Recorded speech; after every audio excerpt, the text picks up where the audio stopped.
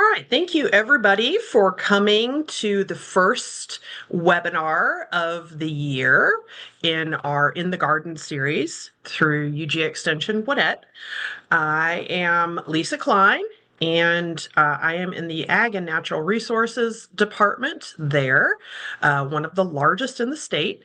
I know we have some unfamiliar names on here. We've had a few folks from other Master Gardener programs in different counties, and some other folks that are interested in chickens and raising chicks. And we love to have new faces, new folks come and listen to these presentations. I try to do two per month, two webinars per month. Usually the evening ones will be on Thursdays, every other week. And then in the last couple months, have added a lunch and learn on Tuesdays. And sometimes it's me, sometimes it's a guest. And so we'll try to have a variety of different topics that might be interesting, not just horticulture stuff. Obviously, we've got raising chicks today, but it could be a variety of subjects. And so if you have a subject that you would love to hear more about, please feel free to drop that in the chat box. I have muted everybody, so everybody should be muted, I hope. And if there are any questions that pop up during the course of this webinar, feel free to put those in the chat box. I will get to those at the end of the program. I have personally been a chicken owner for, goodness, I think going on 4, 5, 6, 7 years now, and they are fun birds to have. I've had chicks, I've raised chicks, and I have the adults, the hens. Never had a rooster. They're not allowed in my neighborhood, but I do enjoy having chickens. I was actually just out there putting some water in the dog bowl, the heated dog bowl that I'm using right now, to make sure that they have a water source. And I was out earlier today raking all sorts of pine straw into their little enclosure so that they have something that they can walk on that's not frozen ground. So today we're going to focus on the babies. We're going to focus on how to take eggs, and you can get eggs in a variety of sources. Sometimes folks have fertilized eggs locally that you can get. Sometimes you can order them off eBay. Yes, you can get them off eBay, and you can also get them from local sources. Folks that have both pullets, they may have chicks and they have eggs of a variety of different breeds. There are so many breeds out there. Oh my gosh. Folks kind of fall into the category of either you're a color chaser, meaning you really, really love the beautiful colors of eggs that you can get. That would be me. I love the blue eggs and the green eggs and the pink ones and the purpley colored ones and the brown eggs. Those are beautiful. I'm less about what color the chicken is. And then there are some folks that really love the beautiful plumage colors, and they would prefer to have a plethora of gorgeous birds to look at. So, and then there's some that have both. But either way, if you're a chicken lover and you really like the birds, you're probably going to know when I'm talking about chicken math, what that means. It's kind of funny. You usually end up saying, oh, I'm only going to get a few chickens. I'll have 3 or 4 of them. And then before you know it, you have 20 or 30 birds. You collect them. They're just really fun animals, and I enjoy having them. And of course, getting the eggs from them, that's always a bonus too. But yeah, so let's go ahead and get started. And again, if you have any questions, just put those in the chat box and I will get to those at the end of the talk. So, questions to ask before you start raising chickens. So I've kind of put this now at the beginning of the year because about the time we get to Easter, and then definitely by March, we get folks that are like thinking, this is going to be great. We want to do chickens this year. And they don't put a lot of thought into it. They just see those cute little babies at Tractor Supply or Ace Hardware, and they fall in love and they're like, they're so cute. We want to get some. So, but before you even get to the stage where you want to take them home, you've got to ask yourself, are you ready to be a responsible chicken owner? Much the same way that you would welcome a cat or a dog or any other animal into your home, you've got to ask yourself, first and foremost, are you allowed to even have chickens in your area? So a lot of folks live in subdivisions these days. And if you're in a subdivision, almost certainly your covenants, if you have them, with an HOA, are going to stipulate you cannot have chickens. Now, if you're in an unincorporated part of Gwinnett County, and I'll show you the regulation here in a bit, then you can have them, which is interesting. But if you're in a city within the county, you really need to check and see what the regulations are for your city. So before you even grab those cute little chicks, you need to go and do a little bit of research. Do it now if you're thinking about getting them this spring. You want to make sure, first and foremost, that you are able to have them. Then you need to think, do I have the time? So chickens are fun birds, but you've got to water them. You've got to feed them. They eat a lot, drink a lot of water, especially when it's hot outside. Right now, when it's cold, you've got to make sure that you have a thawed source of water for them. You've got to make sure that they're taken care of so their poor little feet don't freeze. Do they have a sheltered location where they can live? You have to think about these things. Do you even have the space? So let's say you do live in an unincorporated part of the county, in your county or in an ag area. Do you have the space? Are you going to free range those birds, let them kind of wander wherever? Or are you going to keep them confined in a coop? You see a little coop here. That's probably not big enough for chickens to really be happy if they're kept in it 24/7, but it's certainly something that you definitely need for night, because those birds need to be safe from all the predators that are out there that would love to eat them. Next, your neighbors approve. So if you fall into the non-agricultural zoning, and you can look those up in your tax records, you need to know, are your neighbors going to approve? So if you're in an unincorporated county and it's allowed in your neighborhood, wherever you are, talk to your neighbors first. Some people might be just fine with it. A lot of folks will have chickens. They'll have 3 or 4 of them, and then they provide eggs to their neighbors every so often, and everybody's happy. And a lot of times those folks don't have roosters, and that's okay. In fact, it makes it simpler, a lot simpler. Hens will have eggs regardless of whether or not you have a rooster, so you don't really need one. And I'll kind of tell you a little bit about if you're kind of going straight run, or if you're a sex link looking for sex link chickens, and I'll explain what that is. Next, do you have the money to feed and care for them properly? They eat a lot. Some people think, hey, I'm going to let them free range and they will find their own food. Well, that's okay if you live in an area where you have enough space for that. So most people aren't going to have that. Backyard flocks are a big thing in suburban America. You're going to have to feed them. So that means you're going to have to go to Tractor Supply. Ace Hardware also carries chicken feed. There are a lot of mom and pop stores that will carry chicken feed. It's not cheap. You're talking probably somewhere in the neighborhood of $16 to $25 a bag of feed. I have about 20 birds, and they go through, maybe a bag a week. Probably more, definitely more in the summertime. Right now it's cold. They're eating a fair amount, but they're not really laying eggs. So they're kind of going through a diapause in the winter. They don't lay as many eggs in the winter. And then you have to think, do you want new chicks every year? And that is a big question. So as a hen ages over the course of her lifetime, she will not produce as many eggs the older she gets. So that first year after they start laying, they're going to be very prolific in producing their eggs, and they'll definitely produce through the winter.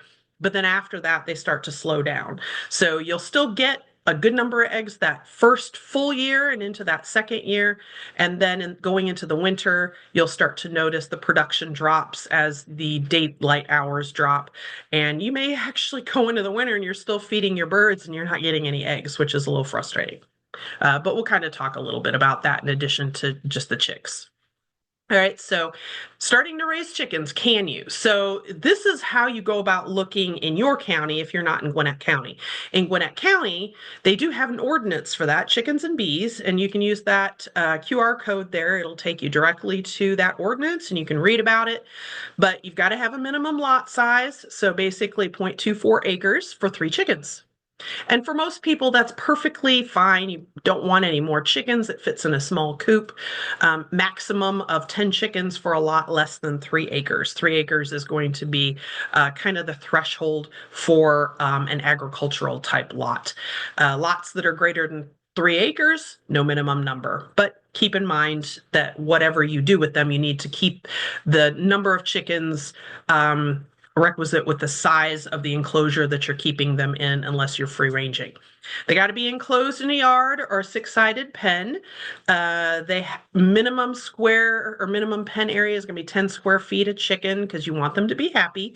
And you've got to keep it 20 feet from any property line and 50 feet from other residences. That's for obvious reasons. They can be a little smelly, so you don't want to tick off your neighbors. The pen has to be in the rear of the property. You can't have it up front where people can see it as they drive by. No roosters. Those guys are loud. It's kind of funny. After the spring of the year, when a lot of folks get chickens, it takes about 8 weeks to 12 weeks for a rooster to mature to the point where they'll start to crow. And then all of a sudden, if you're sitting outside enjoying your coffee on the porch in the morning, you'll hear roosters crowing. And that's because all those people that got new chickens, they have a rooster in the mix. So just beware. And then housekeeping, coop spaces, pets for eggs, not for food, keep them clean, et cetera, et cetera. Remember, you're not in an ag space, you're in a neighborhood or in town, in city limits, or in unincorporated Gwinnett. So you've got to make sure that you are being a good steward. All right, let's jump right in. So, general hatching timeline. So, I'm going to talk a little bit about how you identify these eggs, fertilized, otherwise. I already kind of told you where you can get them. And I'm also a resource. So, if you do need help, you can always reach out to me. I've got lots of resources about where you would get fertilized eggs. So, general hatching timeline. Fertilized egg, it can be stored in a cool place, not refrigerated, although that's debatable, for up to 10 days before you even incubate it. As an aside, if you go buy, I believe it's Happy Eggs at Publix and Kroger. Happy Eggs generally are free range organic eggs that are the chickens are just allowed to go out and do their chicken things, and you'll get beautiful blue eggs and brown eggs. Well, if you go to any of the chicken boards on Facebook, there was a big thing where people were saying that they were taking Happy Eggs and they were looking at the I believe it was collection date on there. You have to learn how to read the numbers and dates that are on the carton.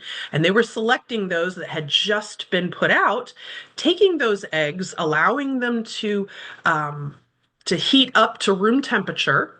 You can't just dump them into an incubator, but they were allowing them to warm up to room temperature on their counter. And then they were putting them in an incubator. And then 21 days later, they were getting chicks.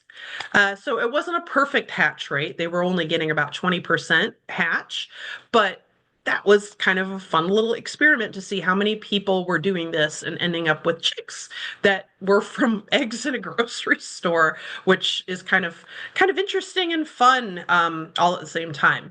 So incubation, 21 days to hatching. Your brooding period, that's when they're little babies and you got to really take care of them. Chicks are going to require supplemental heat for about 4 to 6 weeks.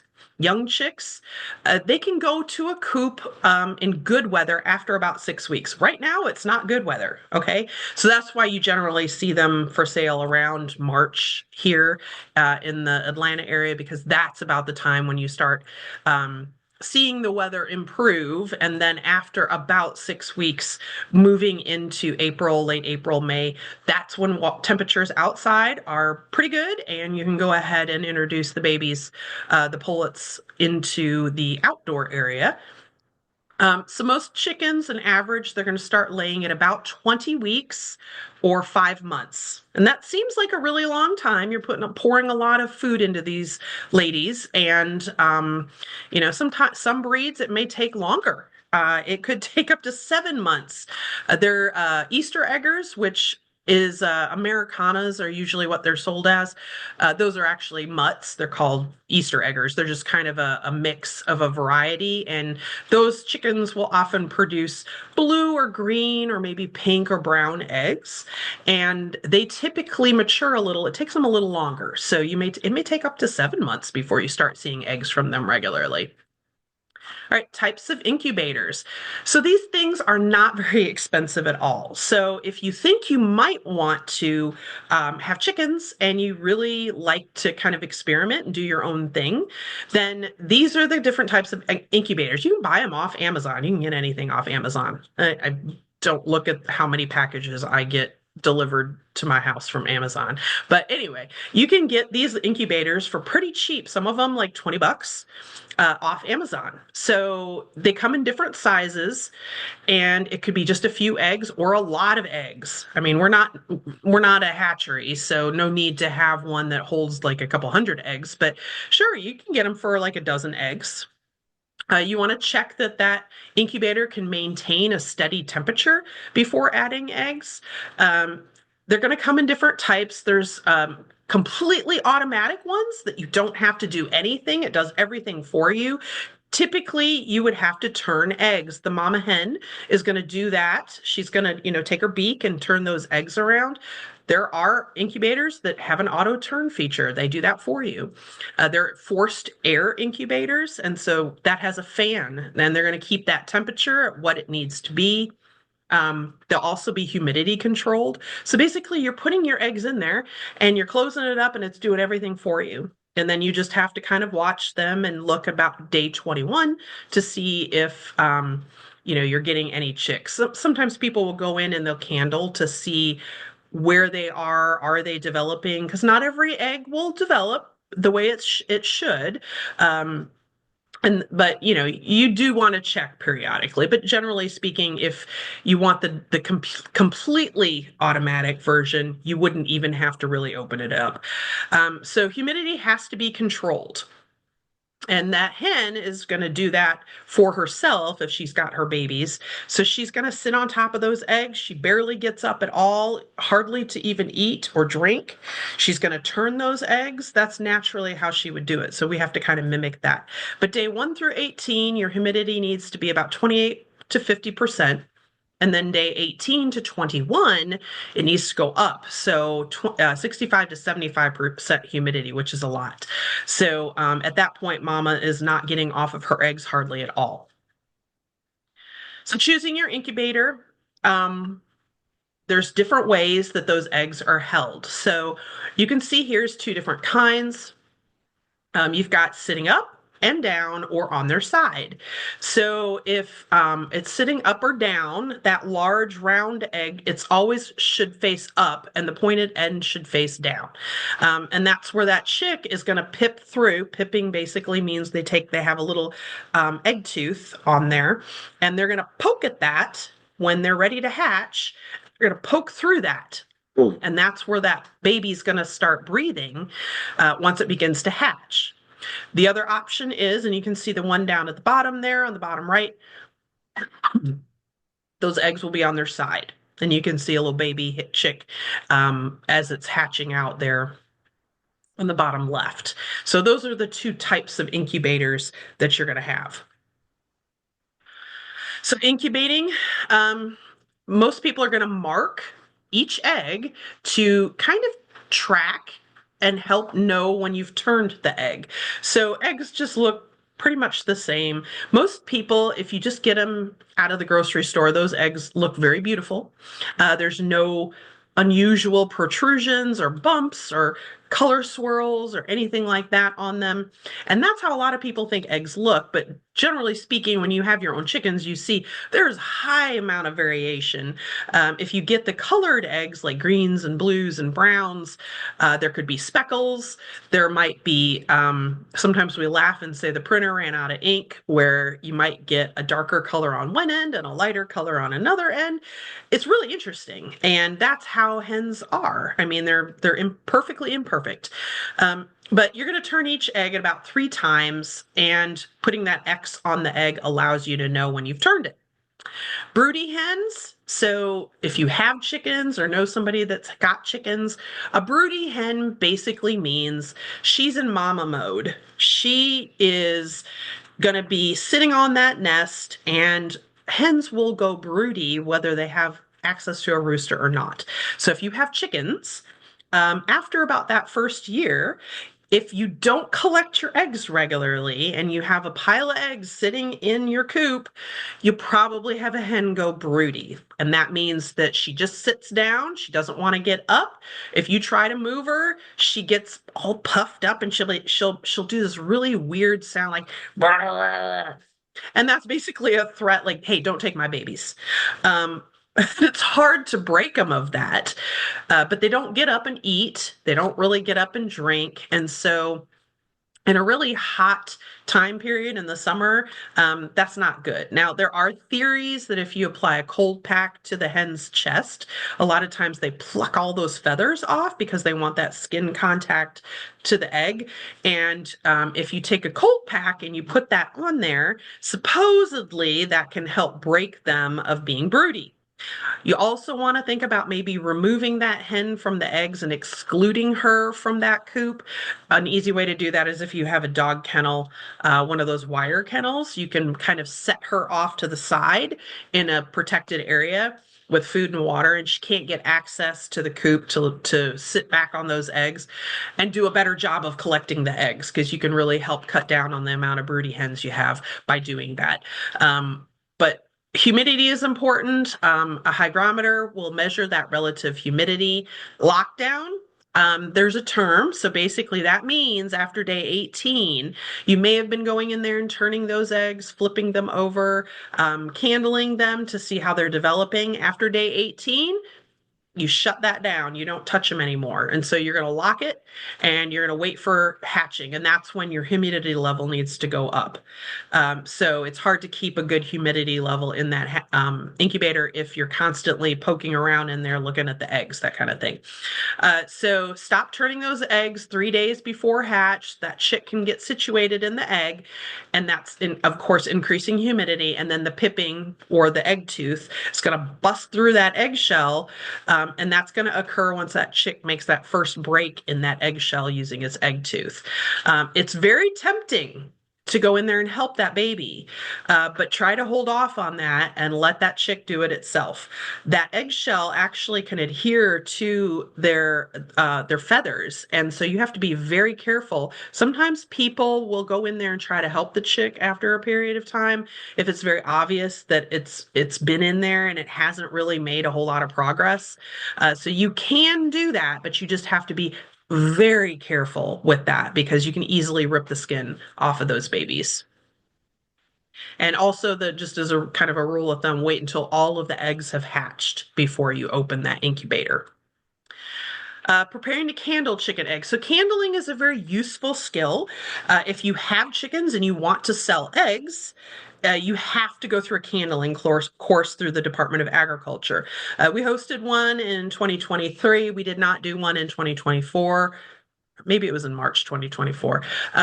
We'll probably do one this summer, I think. But this is what you have to go through the Department of Agriculture to learn how to identify whether you have a fertilized egg or whether you don't. And so they teach you how to identify a bad egg from a good egg, what stage it might be at, that kind of thing. But if you're just a backyard chicken owner and you want to raise chicks, don't worry necessarily about taking an egg handling course because that's mostly just for selling eggs. You have to have that certification in order to sell. If you want more information on that, you can always email me and I'm happy to talk to you about that. But for just a backyard chicken owner, if you're going to try to raise your chicks, you need to know how to candle. So you see a candling, it's like a flashlight. And you see there, it's got a particularly strong bulb. And what you're doing is you're going to shine that strong light through the egg and you're checking for embryo development. Sometimes their eggs are fertilized, sometimes they're not. Sometimes they stop developing after a particular stage. What you don't want is an egg that either isn't fertilized or has stopped fertilizing because the embryo has died, left in that incubator and allowed to basically cook and foul, and they will explode. So you want to make sure that when you're going through this process that you check them periodically so that you don't end up with an exploded, nasty, stinky egg in your incubator. So make sure you wash your hands thoroughly before you're going to handle those eggs. You can transmit stuff through that shell, so you don't want that poor little baby to get any bacteria. You're going to candle those eggs on days 7, 14, and 17, and that's so that you can see if they continue to develop. Remember, on day 18, you're going to shut that incubator down. You're not going to go poking around in there anymore. So presumably after day 17, they will go ahead and continue to develop, and then you'll have a little chick before too long. But you can see day 7, 14, and 17, you could have an embryo die on you or just not, develop at all. And you want to remove those eggs from the incubator. So number the eggs with a pencil so that you can keep track of development, know what days you've checked, that kind of thing. Never keep those eggs out of that incubator for more than about 5 or 10 minutes, and that's because of the warmth. They need to be that higher temperature, and you want to, the longer you keep them out, that temperature is going to go down, and then you increase the possibility that that embryo is no longer going to be alive. So candling, you're going to remove that egg from the incubator, and you're going to go into a dark room and place that larger bulbous end over the light. And day 1, you're going to kind of rotate that egg and you're going to twist it around until you find the best view. So a fertile egg, and this is an egg that's been broken open. You can see it has a circle with like a bullseye in it. A non-fertilized egg is just going to have a kind of a cloudy circle. So if you crack open an egg from the store and it has kind of a circle, but there's no bullseye in it, it's not fertilized. Don't worry about it. But if it has a circle with a bullseye, it's a fertilized egg. And so those happy eggs that I was talking about, they do allow roosters to run with the hens. So you may end up with a fertilized egg, which is why you could end up with chicks, and why people were putting them in their incubators and actually ending up with chicks. Those are really expensive chicks, by the way, because those are expensive eggs. But it's still a fun little experiment. So. Dark colored eggs are going to be harder to see through. So if you have a white egg or a pink one or a blue or a green one, those are going to be easier to tell than a brown egg. And look for cracked eggs. That happens a lot. The hen might sit on it wrong and she cracks them. I end up with a lot of cracked eggs I have to throw out. So just get rid of those. So they call them these 3 things. Winner, that's a fertilized egg and something that's going to hatch into a chick, and you obviously are going to keep that. A yoker, which is usually an unfertilized egg, and it's not going to have any blood vessels. And you can see there, I've got arrows that point to those different types. So winner, you're going to see those blood vessels, and then the embryo. And then that yoker, you can see it's kind of, there's not much to it. That's what just a general egg is going to look like when you get it from the grocery store. And then a quitter, that's going to have a thin kind of reddish ring around the whole thing. And that's where an embryo has basically stopped growing. So that one, get that out, because both the yoker and the quitter, those will explode if you leave them in the incubator for too long. So the different stages of a winner. So a winner at day 4 has a developing embryo with the blood vessels inside the egg, and you can kind of see that there. About day 10, that's going to have a kind of a developing black eye spot. And this is if you're candling these eggs, you should be able to tell that. And then by day 14, that embryo is almost going to fill that egg up. And remember, day 18 is lockdown. So presumably if it's made it to this point, it's going to hatch out to a chick. So bad eggs. And it's important that you find these as early as possible, because I said they get really stinky. We had that. We had a batch of eggs that came through, and my daughter was was dealing with that, and one got in there, and she did get it out, but when she took it outside, it exploded. Thankfully, it exploded outside the house, but it was really nasty. So that's going to be a detached air cell. So when you get an air cell, basically when you get a dozen eggs from the grocery store and you do the float test on them. So the older an egg gets, that air cell is going to get bigger and bigger and bigger because that shell is porous and you'll get more air in there and it'll float. That's why you do the float test. So you'll see a detached air cell in a bad egg. You'll see an incomplete blood ring. It doesn't go all the way around. You might see a full blood ring or infertile or an early death. So it just stops developing, in other words, or it never started. And then a ruptured air sac where it's basically been scrambled. Okay, so these are the different types of bad eggs, and this is all on day 7. So generally, you're going to catch those fairly early, and you can get those out of there so that you don't end up with stinky exploded eggs. Here's a hatching chart for a bunch of different types of birds. So chickens, I'm not going to read you all the details, but chickens, 21 days, bantam chickens, little bitty chickens, 19 to 21 days, pheasant, 23 to 27 days, quail, 16 to 23, domestic ducks, 28, muscovy ducks, 35, call ducks, 25 to 27, turkeys, 28, guinea hens, 28, geese, 28 to 32, and then you move into some of the fancy birds, Amazon macaws, lovebirds, African grays. You can see the variation in birds. So chickens are on the lower end, which is nice because you don't have to wait 30 days to get your babies. Candling quail and duck eggs. So I threw this in here because there are people that are interested in raising quail and raising ducks. We actually, as an aside, have a gentleman that reached out to us a couple of years ago who was interested in raising quail in his house. If you've ever seen those, I call them a grow bag, but it's like a grow hut that's it's a frame. You can actually do it in your house. It has a ventilation system. You ventilate it to the outside. Sometimes people will grow marijuana in there, and that hides it from everybody else.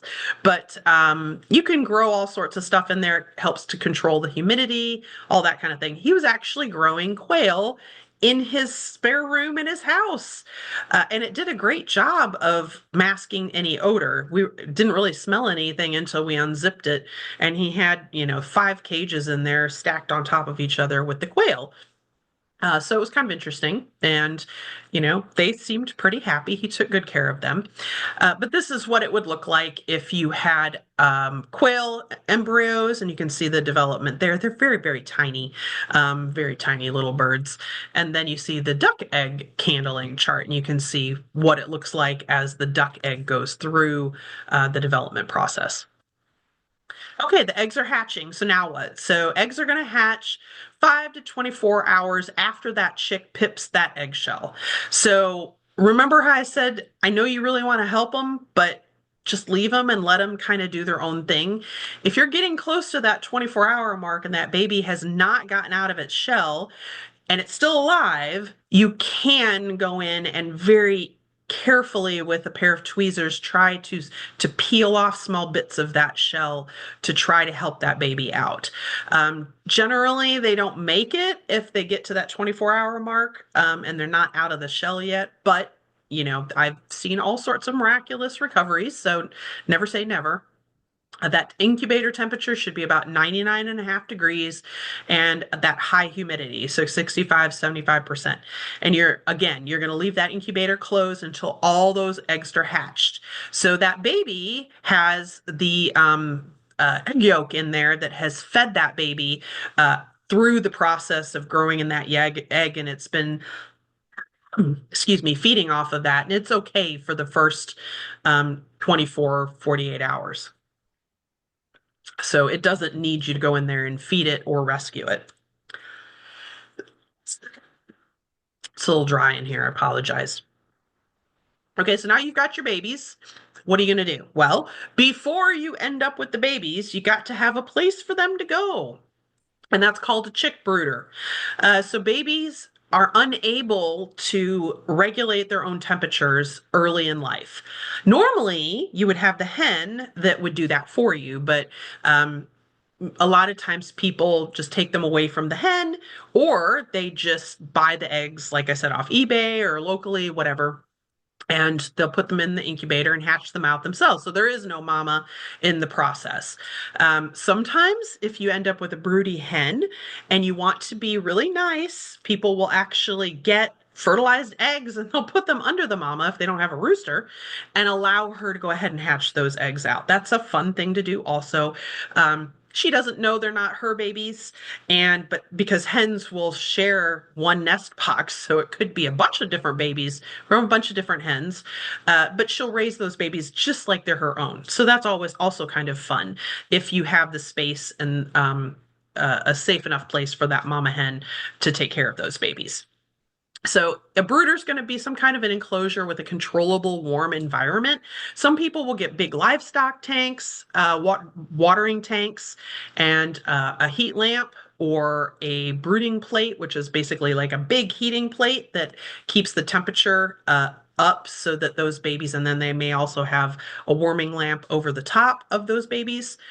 Um, but you got to have some type of a heat source there.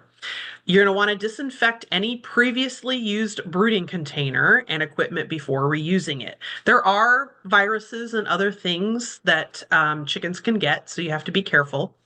Do a trial run to see if your brooder setup can maintain a temperature that is needed for those chickens.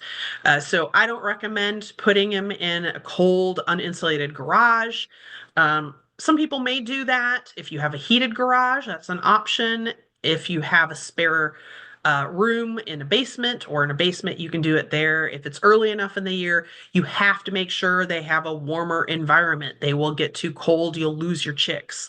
That happens pretty regularly. If you get shipments of chicks now in the wintertime, they will put one of those heat packs in there, but sometimes the mail system doesn't get them to you in a timely manner. They're supposed to get them to you in like 24 to 48 hours. And a lot of times they don't. And they sit at the shipping facility and that those babies die. And that's really sad. So if you're going to order eggs or babies from a hatchery, always ask them who they ship with and make sure that they get there within 24 hours, or just wait until it warms up in the spring so you're not doing it too early in the year. Have a backup heat source handy in case of emergencies. So you can buy warming plates, and I'll show some pictures of those in a second. Those are pretty cheap. You can get them like 25 bucks off Amazon. You can get flat heat plates like what you would use under a if you're starting seeds to keep the soil warm. Those work well too. And then, of course, your heat lamps. Those can be a fire source, so be careful. Make sure they're high enough up that you don't get dust and other stuff, combustible materials too close to them, or you can end up with a fire. There's always, I see them on the boards all the time on Facebook that somebody, chicks or chickens knocked the lamp down and it caught the sawdust on fire, and then the whole thing burned down and they lost all their birds, which is just a shame. So just be very careful if you're doing that. And avoid sharp containers, so that those chicks don't get squeezed up into a corner like that. That's why a lot of times people like those livestock tanks because they have rounded interiors. Okay, so setting it up, you want to make sure that they have some type of a flooring on there, wood chips, a straw, something like that, so that those little chicks, their little feet have some kind of a purchase. Cardboard, no. You got to put something down that they can stand on. Their little feet will get splayed out because they don't have anything to have a purchase on. You want to make sure that you have a clean source of water. These little things are very dirty. They will kick all sorts of shavings in there. I mean, you may want to try to make it nice and clean, but they're going to make it dirty. Just, you know that. You'll probably want to make sure you change that water at least once or twice a day. Provide about 2 square feet of an area per chick. That way they don't crowd in together too much. When you crowd birds, they will tend to peck. So you don't want that. That becomes aggressive behavior. And that happens in adults as well. So make sure they have enough space. And you want to feed them a specialized chick feed. A lot of times folks opt to feed them a medicated chick feed that first so many weeks. And I personally do that. That helps because their digestive systems are still developing. And that way you provide something to them to help protect them against coccidia and some of the other stuff they might get a hold of.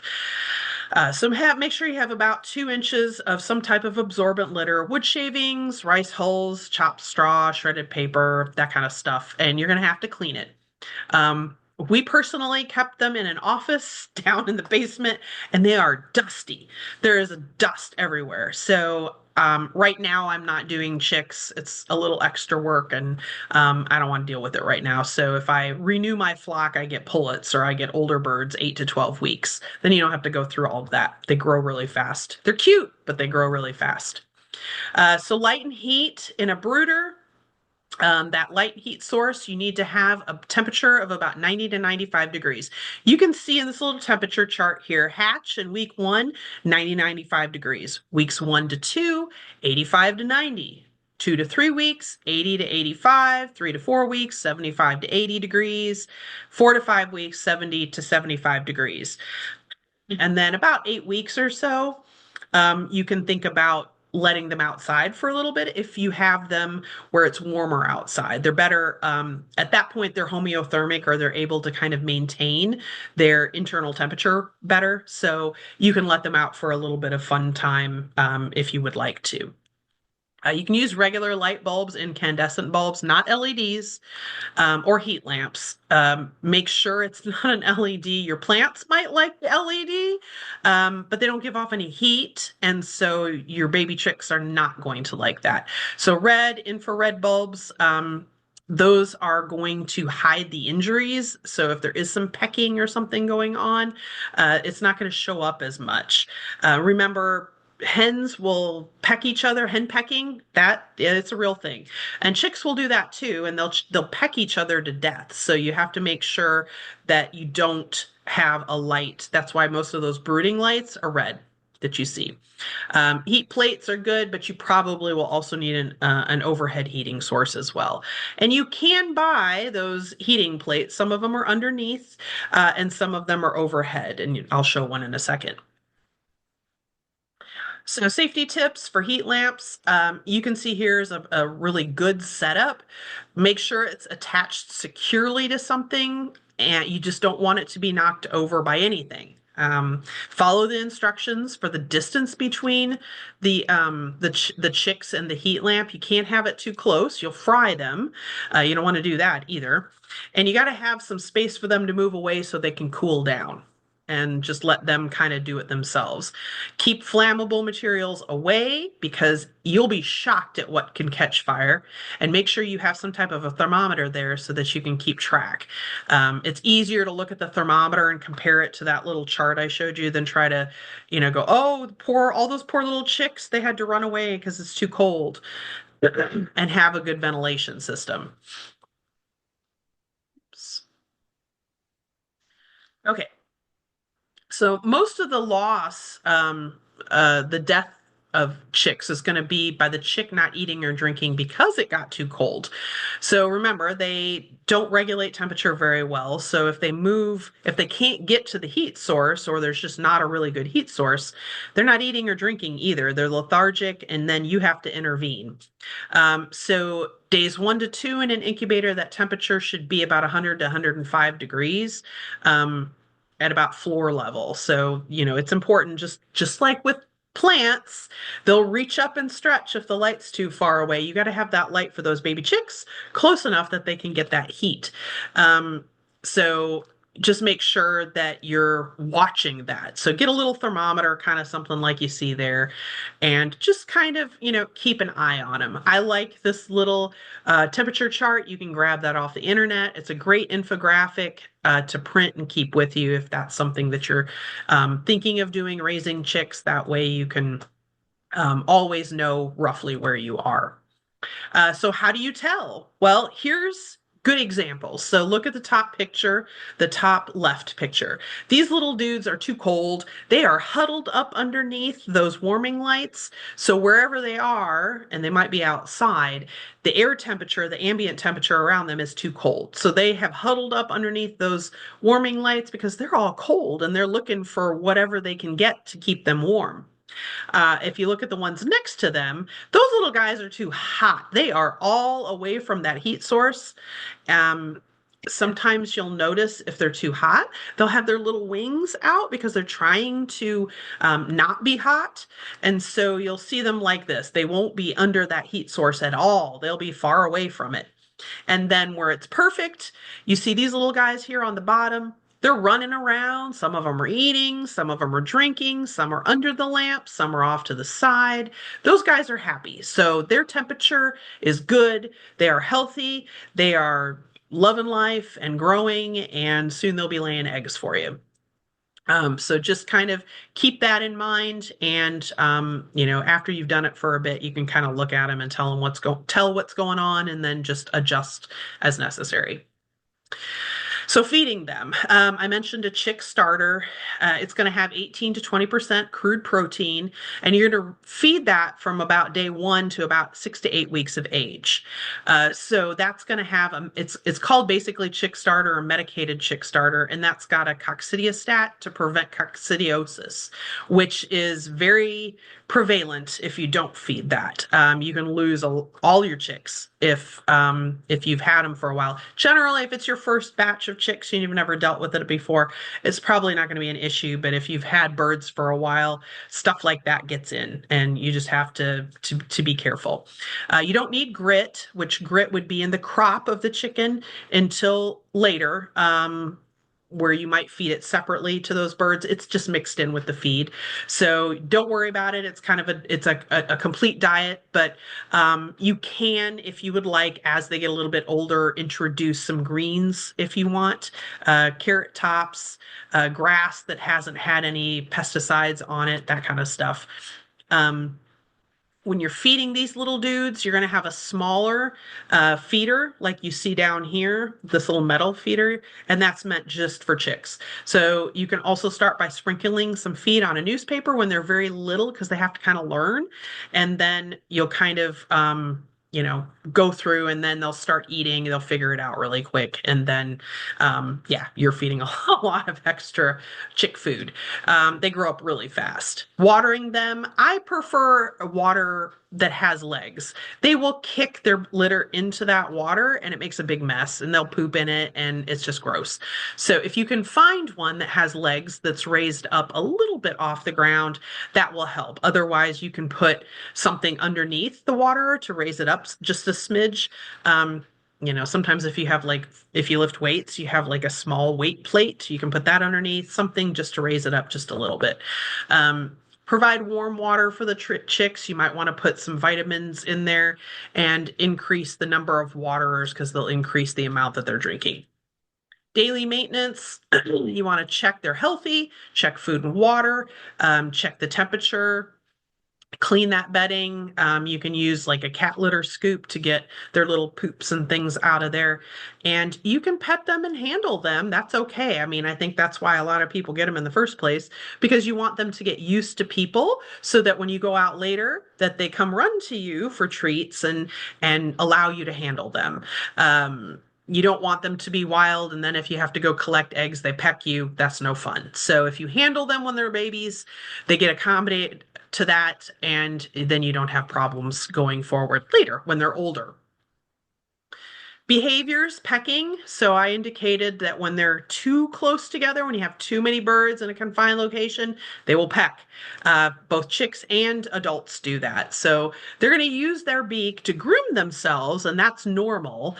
And sometimes they'll pull feathers out. I've seen that if there's a vitamin deficiency, and sometimes the other birds will pull their feathers out.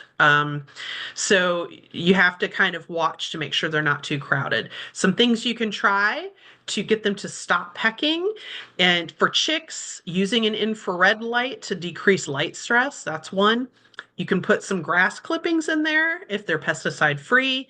Um, and that will divert their attention. So they'll go over there and peck at the grass. They love to dig through that. And those are two good things. And then if you can, the bigger they get, if they start to get too big for the container, then you might have to split them up a little bit. And that's fine. And then with adults, hence, you can use a menthol ointment or you can use Blue Coat on those pecking wounds. And what that does is that kind of hides the red color of the blood and allows them to heal. You can use those pinless peepers. You see that hen down there with the yellow pinless peeper. It kind of attaches in. You use a little plier type attachment to pull it apart, and then it goes in the nostrils. It doesn't hurt them, but what it does is it blocks them and they're blinders and they can't see the bird in front of them. They only have peripheral vision. So supposedly it's supposed to cut down on the amount of bullying that happens. If you have a really bad hen that's a big time bully, that probably won't work. But it can help in certain situations. You can use a chicken saddle if you have one that's getting pecked on a lot, or you do have roosters and the rooster's pulling a lot of the feathers off. This will help protect their back. And then you, as kind of a last measure, you can take that bully hen out, remove her from the enclosure, and put her nearby. Leave her out for 2 to 4 days, and then bring her back. Sometimes that resets the pecking order. There's a lot of different tricks you can do. Coop requirements. So you can move those chicks when the outside temperature is above 65 degrees. So after about 8 weeks, they're able to maintain their body temperature. At that point, they're fully homeothermic, just like us. They can keep their body temperature up. You don't have to worry about it anymore. You got to make sure that coop is predator proof on all 4 sides, including the top. And I don't recommend chicken wire. I recommend hardware cloth, and hardware cloth is what you'd see in that top A-frame one. It needs to be something that's going to be either powder coated steel, something that can't bite through that or pull it back.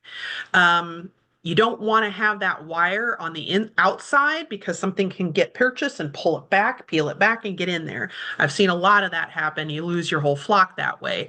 Raccoons and possums, horrible. Dogs, really bad. Dogs will decimate a whole flock. Each bird should have about 4 feet of space. You got to have a nesting box for every 4 to 5 birds, but expect they're all going to use the same box because that's what they do. You can't convince them otherwise. And provide something for a dust bath. So you can have just soil, you can have wood ash, diatomaceous earth, which can help with preventing some types of lice and some other things, and sand. So what do they eat? So I love chickens and I call them my little garbage disposals. So if you recycle and you compost, chickens are a natural addition because if you've got things that you would throw in your your compost bin, like your greens and lettuce and other stuff like that, your chickens could eat that. They love that kind of stuff. They will eat mice too. So I do have to sometimes remind folks that they're omnivores. They will eat anything. I have seen lizards get eaten. I've seen mice that have run in there and they get eaten. And I mean, chickens are not discriminatory. They will eat whatever runs into their pen. So just keep that in mind. And you can feed them almost any type of fruit, vegetable, grain, or human food. They're pretty good about that. There are a few things that you shouldn't, but generally speaking, they're pretty good at eating just about anything. So commercial chicken food, depending on the age of the chicken, the medicated chick starter, up to 4 weeks, and then switch them over to a non-medicated starter at about 6 weeks, and then grower crumbles from 6 to 18 weeks. After 18 weeks, we would kind of expect they start laying. So at 18 weeks, you can switch them to a layer pellet or a crumble. That's going to be a higher protein diet. I like about 22%. And that provides them enough protein for to produce those eggs. And you'll start seeing those eggs about that time, anywhere from like probably 12 weeks to 18 weeks.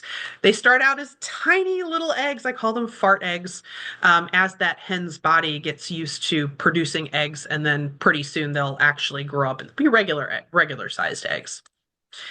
So avoid feeding these foods. Avocados, it contains person, which can cause heart and respiratory problems.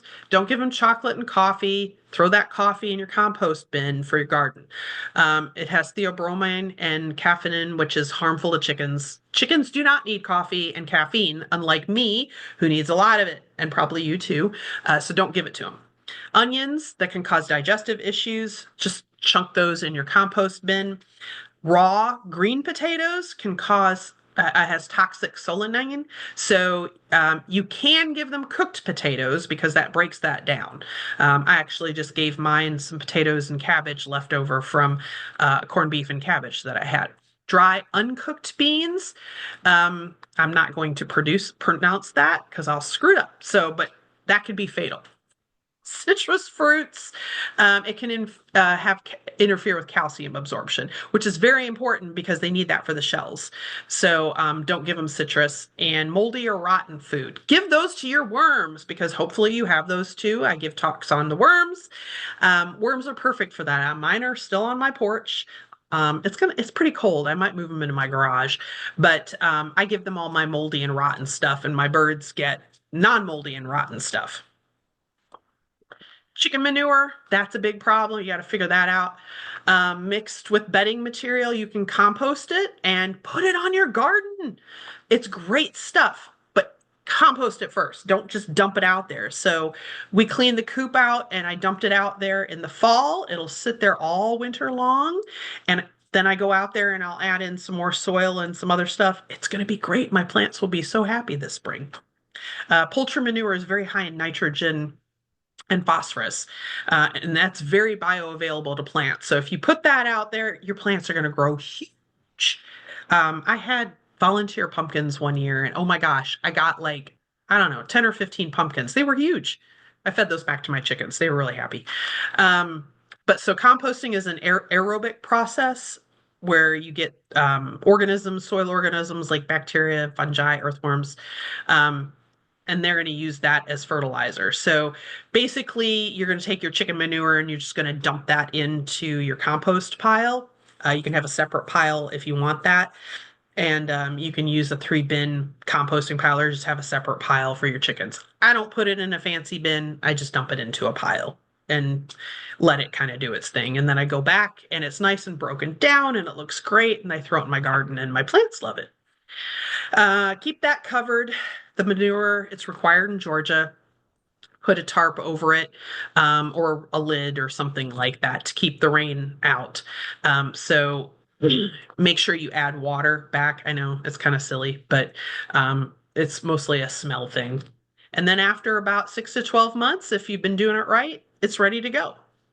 Or you can just do like I do and dump it out there in the fall and in the spring, it's fine. Things you might not know, they poop a lot. I kind of alluded to that. You got to figure out what to do with it. So flies can be a problem. Make sure that wherever you're keeping them in a coop, that you are cleaning that regularly. Chickens and eggs are prey for a lot of things. In hawks, raccoons, dogs, possums, snakes. You may have a resident black snake that takes up, living around your yard. I love black snakes. I do not mind if they go in and help themselves to an egg. We had one in 2023 that we called him Mr. Squiggles. Mr. Squiggles would come once a week on Fridays for his egg. He scared the bejesus out of me several times when I would go collect eggs in the evening after I'd come home from work because he would be in there all curled up with an egg in his tummy. Unfortunately, somebody ran over Mr. Squiggles. He lived in my yard and the surrounding 2 neighbors' yards, and somebody ran over him outside in front of my driveway, which was really sad. I don't want to tell you I cried about a snake, but I almost did because I liked Mr. Squiggles. He was great at keeping rodents down. I really didn't have any voles or anything like that to speak of around my garden because I had Mr. Squiggles. So I'm hoping I have another one soon, but I didn't notice one this last year. Pecking order, that's a real thing. You're going to have, I call them the mean hens, the mean girls, and roosters, and they're really going to peck on the ones that are really low in that pecking order. And I mentioned how to reset that. Sometimes it works, sometimes it doesn't. Sometimes you just have to I've got a farm down the road that I take my retirement hens and my mean hens, and they go live there, and they free range and they have roosters. And then here we have a more peaceful setting. So, there's options like that. And the free range chickens, those will scratch eat anything, in your vegetable garden. So make sure you exclude them from your vegetable garden because they'll eat everything in there, and your fruits and decorative plants. So just be aware of that. You may want to have a dedicated chicken space. Conditions, pasty butt, this is chicks. You're going to see that in a week to 2 weeks. You've got to clean that off. And it's just a stress response, but it can plug them up. So you got to make sure that you clean that off. Spraddle leg, that's where you remember how I said they need support? You got to put chips or something down. If they can't support themselves, their little legs will kind of splay out like that. So you can fix it with a band-aid or a splint or something like that. And a lot of times they'll heal and they go on to not have any problems. Wryneck, this is a nutrient deficiency. Um, you can also have genetic issues. I've had chicks that have had this issue. Separate that bird and get it out of there because it's considered sick. And so a lot of times the flock will turn on it and they'll peck it to death. So you want to treat with vitamin E and selenium. A lot of times it's a selenium deficiency. Most of the time you can get Nutri-Drench, say that fast 5 times. Keep that in a kit. So just get like a shoebox and keep some of these things as a kit and feed that to the bird. And you should, if it's fixable, start to see an improvement in that bird in about 24 to 48 hours and recovery within a week. If it's genetic, there's not much you can do. We've had to take care of dispatch a hen because it was genetic. Sometimes that happens. You can't do anything about it. Mites and lice, it happens. Uh, so, dirty vent feathers, listlessness, pale comb. A lot of times, circulatory issues, you can tell it in the comb because that comb won't be bright red anymore. It'll be blue or it'll be almost white. Scabby stuff. You'll see these, you see the hen over there. She's got little dots all over her. Yuck. So, mites, red roost mites, scaly leg mites, lice. So you can buy the treatment would be Elector PSP spinosad, which many of you, if you're organics in your garden, will recognize that. There's a way to do that. Usually it's putting some drops behind the hen's head and at the base of the tail. And permethrin, you have to spray that in the coop. And then you got to do that about 10 days later. So I'm not going to give you the dose. It's available out there online, but talk to a vet about it if you have questions. Bumblefoot. This is one that you see pretty regularly. I've had to treat for this. You get a staph infection in there, and that little kernel that's in there, you want to actually get that out. So you have to wrap the hen up and soak it, and then you got to try to get that out. So you'll start picking away at it to try to kill that infection and get it out of there. If you don't do that and you leave it untreated, the hen will die because that infection will eventually get into their bone and systemic, and then they'll die. One thing you'll note is if you get birds, you will be your own vet. There are very few chicken vets. There are very few vets that will treat chickens. And a lot of times, people think of them as their pets, like they would a cat or dog, but they're not taken as seriously as somebody who has a cat or dog, which is sad. So you end up learning how to do a lot of this yourself. So if you want to go down that avenue, talk to me. I've had to deal with quite a few different maladies with chickens, and so and I was pre-vet at one time, so I've actually worked with vets. I'm pretty comfortable doing a lot of this stuff, so I can kind of walk you through some of it. Water belly, ascites, I've had to deal with this. You can drain it, but the hen will usually die. It's seen in a lot of older hens, and sometimes it's just easier to dispatch them and put them out of their misery. But basically, it's like water in their belly, and it just continues to get worse and worse. Sauerkraut, that's fixable. You have to get all that gunk out of there. So you're gonna have to massage it and remove the contents, and then you give them basically what you would use for an antifungal if you have a yeast infection. So you would be letting them eat that. It's kind of gross, but yeah, you learn the things. Coccidiosis, remember I said with chicks that this is a problem. So it's caused by a parasite, and it's a problem with a lot of different animals, but it's going to attack the intestines in the poultry, and that bird can't absorb nutrients anymore. So then you end up with a failure to thrive. It's very dangerous in chicks. It'll kill them outright pretty quick, but in an adult flock, it will do the same. So if you have one that has it, you got to treat them all because they'll all end up with it. But they end up with diarrhea, loss of appetite, weight loss, and eventually they'll die. So you use Corid, which I believe you can get it at Tractor Supply, with the water to feed them. Hopefully you catch it early enough. But then you have to clean and disinfect your coop because, again, communicable diseases. All right, almost done. So common conditions, protein deficiency. You've got to make sure that those hens are and those chicks are getting the correct percentage of protein. I preferably for laying hens like 22%. Calcium deficiency, you can provide oyster shells or keep your eggshells and run them through the oven. That helps kill any bacteria that are in there, crush them up, feed them back to the hens. Cheap, free. You're already getting the eggs from the hens, so why not reuse those eggshells? Vitamin D deficiency. Make sure that they have plenty of sunlight. Usually not a problem, but sometimes if it's if it's Washington State and you don't ever see any sunlight, that might be a problem. Or you have a really cloudy winter, might be a problem. Vitamin E deficiency. Add some seeds, some sunflower seeds to their diet to help kind of accommodate that. You can buy something called a flock block.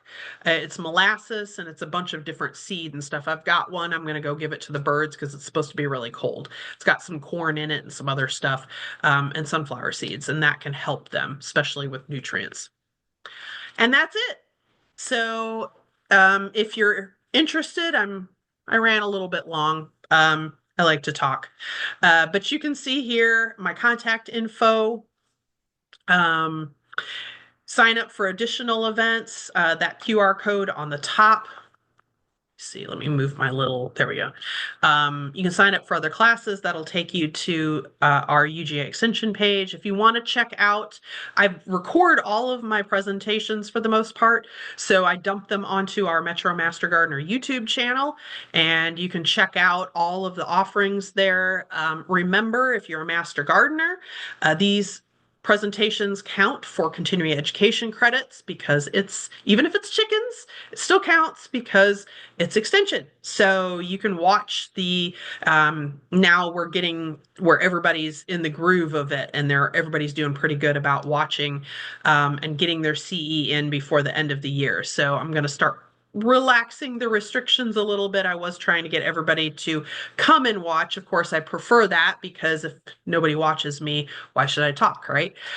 So if you can, come in person. If you can't, then, or you're in a pinch and you wanted to see something and you had to miss it, you can always go to that YouTube channel and check it out there. Okay, I'm going to pull up the chat and see what folks have to say. Let's see some questions here. Let's see. Ganesh says, does it apply only to roosters or hens? Okay. Let's see. I'm not sure what you're talking about there. Maybe type in what you're talking about beneath. Okay. I know Karen was having some problems hearing. Jessica's grading system comes from commercial eggs. So large, extra large, medium, and then they do take some of the imperfect eggs that look really bad. Those end up dehydrated in egg product. There's actually a dehydrating facility down in Social Circle for those that may not know. But that's where all the imperfect eggs go. So the ones you see, the perfectly brown ones or the perfectly white ones that are graded in size and all of that stuff, they've been washed. They look great. That is not how chickens normally function. So they grade those, and then the imperfect ones end up in food products. Which egg is okay to sell once I get the candling certification? Any egg is okay. What you'll find is if you want to do production, there are certain breeds that will produce more eggs than others. Some chickens only lay one egg every other day. Some egg chickens will produce one egg a day. Some only a couple a week. So I believe I had Dr. Casey Ritz on, it's been a couple of years, but he had breed selections and he talked a little bit about which breeds will produce more eggs. And so you can either check out that on the Metro Master Gardener channel. You probably have to go back a couple years, but there's his presentation there on backyard breeds. Or you can just go online and type in high egg producing chickens, and you'll come across a handful of breeds that produce a lot of eggs. So typically, you're going to have your brown eggs, and then your white ones. Leghorns are kind of a good all-around chicken. They produce a lot of eggs, about an egg a day. They're very highly productive birds, and they start laying early. That's a good choice if you want to sell eggs, but sometimes people want those pretty green and pretty blue eggs too. There are Easter eggers, Americanas. There's a whole bunch of different varieties, and even some hatcheries have come up with their own breeds. So you just have to kind of poke around, and usually they'll tell you roughly how many eggs to expect a year. So if you're going to sell your eggs, and you're going to get a sizable number of chickens, and when I say sizable, you're probably looking at a flock that's going to be probably close to 50 birds if you want to do that pretty regularly. If you want to sell them to your neighbor or your friends, you don't need the egg handling certification. But if you want to sell them at a farmer's market or something like that, you have to have the egg handling certification if you want to sell them to the public like that. How do we keep chickens safe from avian flu? Good question. So we're lucky that we are not in a direct flyway for most waterfowl. That's going to be the problem here. If you're in a flyway like the Mississippi Flyway out in the Midwest, from Louisiana north, or up in Tennessee, Kentucky, there's another flyway that goes up to the northeast. Waterfowl, migratory waterfowl, are what carry that. And so when they stop or they have droppings that come down into the coop, they can infect your backyard flock. Typically, that doesn't happen very often here. Georgia's blessed that we don't really have a lot of issues with it, but you'll see it's usually spring and it's usually fall, and that's because of the migratory waterfowl. So you'll end up with a lot of flocks decimated, both commercial and backyard, and you have to kill the whole flock, which is sad. And that's why eggs prices spike in the spring and the fall, because even though here we don't really have a problem, they have to reroute supply. So even though our supply is fine and we have plenty of hens producing eggs, a lot of those then now have to go up to the Northeast or up to the Midwest because they've had to kill off the flocks up there. So, you can also try putting, if you can allow your birds to be in a coop where you have trees overhead, or put a tarp over the main part of the coop or roof, that will definitely help because that helps put a barrier between the two. Free ranging, you have predators that you have to worry about, aerial predators, foxes and other things that will be out during the day. But in addition, you also might have issues with avian flu because they get exposed. Interesting topic. Good. A copy of, so the recording, if you go to the YouTube, if you see there, it says YouTube Metro Master Gardener, use that QR code and it will take you directly to the YouTube channel, and then you can subscribe, and that's where all of these are. This one should be up.